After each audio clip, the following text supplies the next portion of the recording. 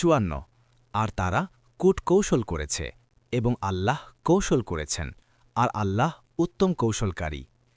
55 স্মরণ করো যখন আল্লাহ বললেন, হে ঈসা, নিশ্চয় আমি তোমাকে পরিগ্রহণ করব, তোমাকে আমার দিকে উঠিয়ে নেব এবং কাফিরদের থেকে তোমাকে পবিত্র করব।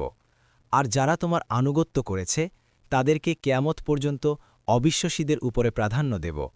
অতপর আমার নিকটই তোমাদের প্রত্যাবর্তন হবে। তখন আমি তোমাদের মধ্যে মীমাংসা করে দেব যে ব্যাপারে তোমরা মতবিরোধ করতে।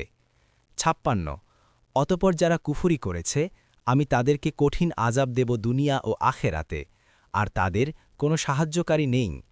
57 আর যারা ঈমান এনেছে এবং নেক আমল করেছে তিনি তাদেরকে পরিপূর্ণ প্রতিদান দেবেন, আর আল্লাহ জালিমদেরকে ভালোবাসেন না। 58 এটি আমি তোমার উপর তিলাওয়াত করছি আয়াতসমূহ ও প্রজ্ঞাপূর্ণ উপদেশ থেকে। 59 নিশ্চয় আল্লাহর নিকট ঈসার দৃষ্টান্ত আদমের মতো, তিনি তাকে মাটি দ্বারা সৃষ্টি করেছেন, অতপর তাকে বললেন, হও, ফলে সে হয়ে গেল। 60 সত্য তোমার রবের পক্ষ থেকে, সুতরাং তুমি সন্দেহ পোষণকারীদের অন্তর্ভুক্ত হইও না। 61 অতপর তোমার নিকট জ্ঞান আসার পর যে তোমার সাথে এ বিষয়ে ঝগড়া করে, তবে তুমি তাকে বলো, এসো, আমরা ডেকে নেই আমাদের সন্তানদেরকে ও তোমাদের সন্তানদেরকে, এবং আমাদের নারীদেরকে ও তোমাদের নারীদেরকে, এবং আমাদের নিজদেরকে ও তোমাদের নিজদেরকে,